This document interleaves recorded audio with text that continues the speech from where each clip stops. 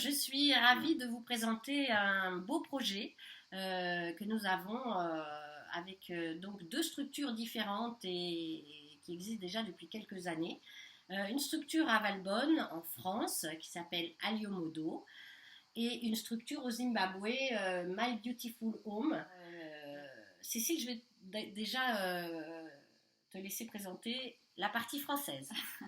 Alors Aliomodo, au départ, c'est une association qui a été créée pour les enfants, pour leur permettre de toucher à plein de choses différentes, à leur ouvrir l'esprit, à leur permettre de coopérer, avoir une vision sur le monde plus complète, peut-être différente que celle qui est proposée habituellement, et qui regroupe beaucoup d'arts, dont la danse-thérapie. Et d'ailleurs, on a aussi un groupe de femmes qui dansent très régulièrement en danse libre, en art primitif, expression primitive, danse-thérapie.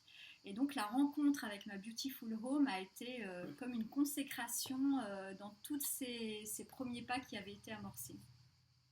Eh bien, My Beautiful Home serait ravie de travailler avec Aliomodo parce que les femmes des régions rurales du Zimbabwe, particulièrement au Matopos, ne connaissent pas encore leur véritable talent artistique. Et l'idée, c'est de valoriser le travail de ces femmes, qui sont de réels artistes, et de leur permettre d'utiliser leur talent pour améliorer leurs conditions de vie. Et aussi de découvrir la connaissance et l'information de ce qui se fait à l'étranger pour améliorer leur technique. Comme je crois... Alors, on a plein d'idées, en fait. On a brainstormé un petit peu. On a plein d'idées pour déjà permettre à ces deux communautés de se connaître, de se découvrir. Des petits rendez-vous périodiques au début, des échanges et certainement des rencontres pour de vrai, chaque année, pour mieux se connaître et vraiment échanger sur notre art de vivre, nos arts de vivre, si je puis dire. Ouais. Et tirer parti chacun de nos qualités intrinsèques pour les Valbonnais de se rapprocher d'un mode de vie qui est plus ancré dans la terre, dans la tradition. Pour les femmes du Zimbabwe.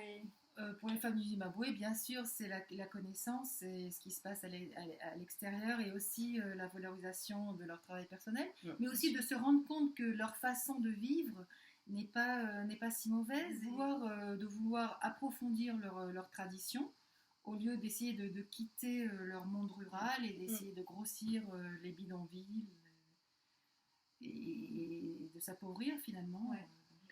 On pourrait même organiser des expositions à Valbonne, et puis peut-être un peu plus grosses, et puis peut-être exporter l'art de ces femmes qui est ancré dans leur hutte, dans leur lieu d'habitation, et peut-être, je sais pas, sur des toiles de jute, des morceaux de bois, faire des expositions chez nous, parce que on a beaucoup d'amateurs de. Et puis peut-être même au musée du Quai Branly, où moi j'ai vu des expositions qui étaient tellement similaires à ça, et aller jusqu'au patrimoine immatériel de l'UNESCO. On peut faire un beau patchwork. C'est ça, et qu'on s'enrichit chacun de notre diversité. Voilà, tout le monde a sa place et tout le monde apporte sa petite pierre à l'édifice. C'est ça. Donc on serait ravis d'avoir effectivement ce programme Accès Culture pour nous aider à monter ces projets et à financer toutes ces idées qui pour l'instant fusent.